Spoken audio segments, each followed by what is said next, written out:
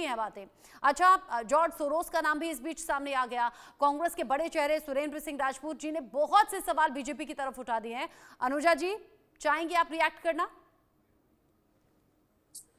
जी, मैं बिल्कुल रिएक्ट करना चाहूंगी, क्योंकि कांग्रेस जब हारने लगती है तो उन्हें लगता है, कहते हैं ना कि जब एक शिप डूबने लगती है तो चूहे सबसे पहले भागते हैं। तो कांग्रेस का भी यही हाल है। 70 साल जब हमारे देश को, हमारे भारत को लूट लिया, चोट लिया, तो आज जब सवाल हम उनसे पूछते हैं तो उन्हें भी मिर्ची और दर्द होता है। आज जिस सवालों पर जवाब पूछा जा रहा है तो मैं भी यही पूछती हूँ कि आज हमारे यहाँ पर भी वाइस प्रेसिडेंट यूएस का क्या कर रहा है, आके क्यों आया है वो?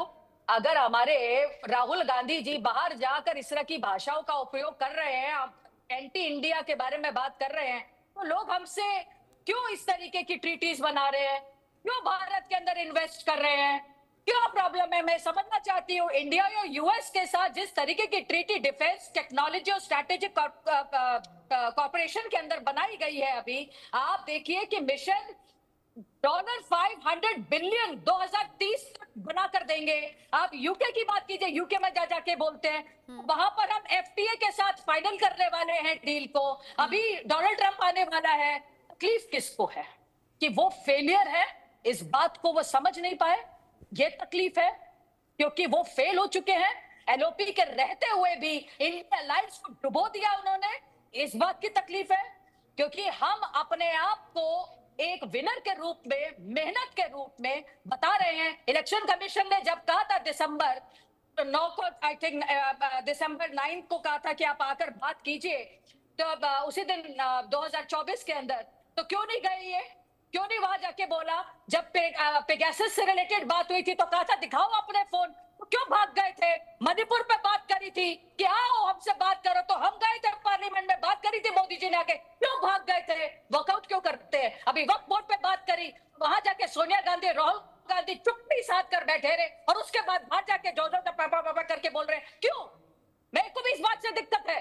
आप आइए ना, आप इतने सच्चे हैं, आप आइए। कभी हरियाणा पे बोलते हैं 1642 पेजेस का इलेक्शन कमीशन ने बोल कर आया। अभी हमारे जो बहुत बड़े इलेक्शन कमीशन से रिलेटेड जो हमारे अफसर यहाँ बैठे हैं, सर हम लोग ग्राउंड रियलिटी पे काम करते हैं, 15 प्रमुख वाले लोग हैं, और वो सही कह रहे हैं। बीएलओ के साथ गली गली जाकर हम लोगों ने अपने विस्तारकों के साथ, इनको तो ये सब शब्द भी नहीं पता होगा, को विस्तारकों के साथ जा जाकर हमने अपने वोटर लिस्ट को देखा था।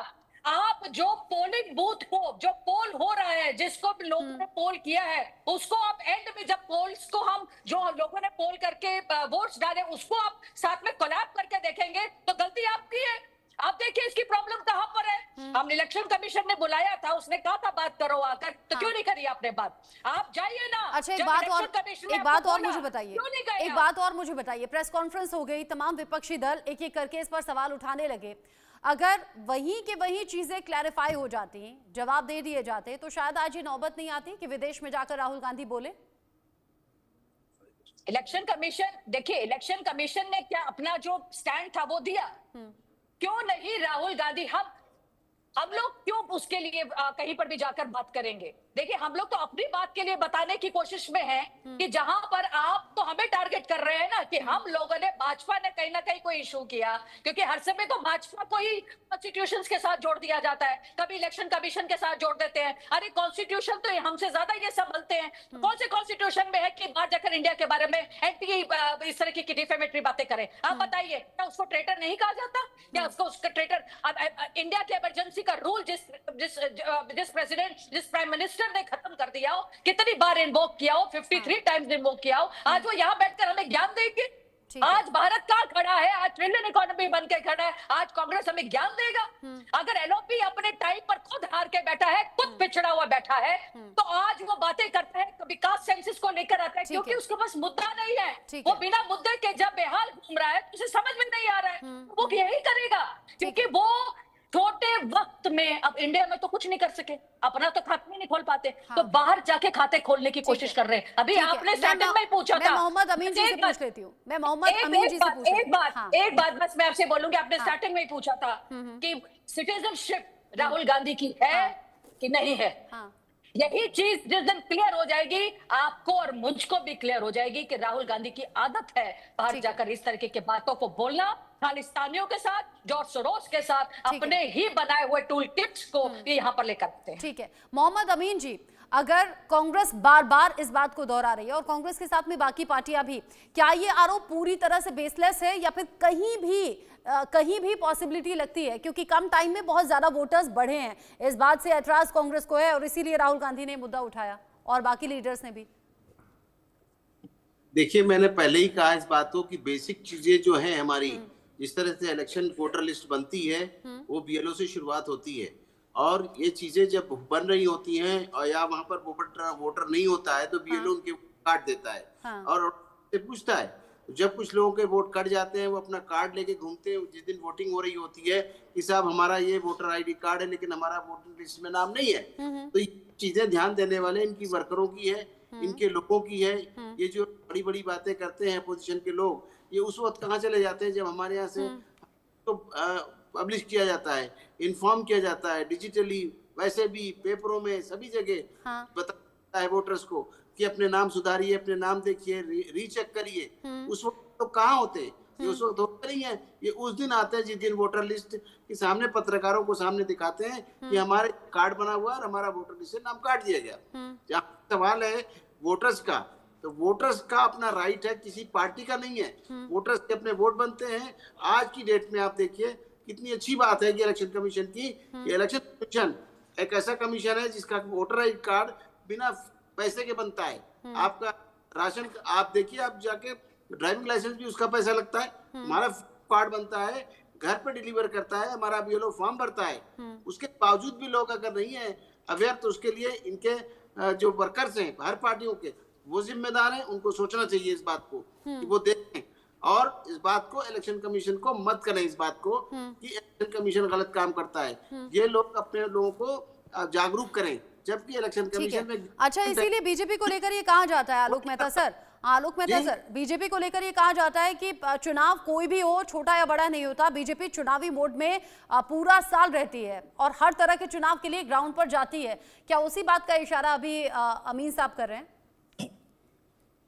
बात उन्होंने बहुत सही कहा कि लगातार काम करना, क्योंकि पन्ना प्रमुख का कंसेप्ट, और इस बार उससे भी ज्यादा प्राइम मिनिस्टर नरेंद्र मोदी, और पहले एक जमाने में सेवा दल के लोग होते थे, कांग्रेस में भी लोग होते थे, मैं नहीं कह रहा हूं आज से 50 साल पहले, लेकिन धीरे धीरे हुआ ये है कि न उनके लोग जागेंगे, न चूंकि किराए पर लोग लाएंगे, वो पहचानते ही नहीं है अपने इलाके के, जिनको आप जैसे कहते एजेंसियों को दे दिया भैया तुम ये वो है, जाके लोग वोट डाल देंगे। बाहर जहां बूथ के बाहर भी जो बैठे होते वही किसी को नहीं पहचानते, वो किसी की मदद नहीं कर पाते। इसलिए कांग्रेस का दुर्भाग्य यही है, जो मैं पहले भी कह रहा था, चुनाव आयोग को कटघरे में खड़ा करने की बजाय अपना बार बार एक एंटनी भी, चाहे रिपोर्ट इतने ईमानदार आदमी थे, आज भी मैं कहूंगा, चाहे बीजेपी प्रवक्ता हमारे वो भी मान लेंगे, उनका बेटा तो बीजेपी में भी आ गए, लेकिन एक एंटनी पर कोई दाग नहीं लगा, रक्षा मंत्री रहे, चीफ मिनिस्टर रहे, लेकिन उनकी रिपोर्ट को कूड़े में फेंक दिया राहुल गांधी ने। चुनाव में हार पर पहली रिपोर्ट बड़ी डिटेल में, इसके पहले भी कई लोगों की रिपोर्ट आई, लेकिन एक एंटनी की रिपोर्ट भी फेंक दिया। इससे आप अंदाज लगाइए कि अपने खुद के विश्लेषण को भी स्वीकार करने को तैयार नहीं। चुनाव आयोग पर देखिए 2 घंटे में नहीं होता, क्या है कि 3 बजे तक का आंकड़ा दिखाया, फिर उसके बाद जितने लोगों ने वोट डाला आखिरी वोटर तक चुनाव आयोग बना तो 5 बजे खत्म होता है। रत्ना जी, चुनाव आयोग, ये जो राहुल गांधी को इतनी समझ नहीं है कि चुनाव आयोग ये कहता है कि जब तक यहाँ लाइन में कोई खड़ा है, चाहे रात के 9 बज जाएंगे, हमारा अधिकारी काम करेगा और हमारे उनकी पार्टी के जितने 5 लोग हैं, वो 10 लोग हैं, जितने लोग बैठेंगे वो देखते रहेंगे कि कौन वोट डाल रहा है।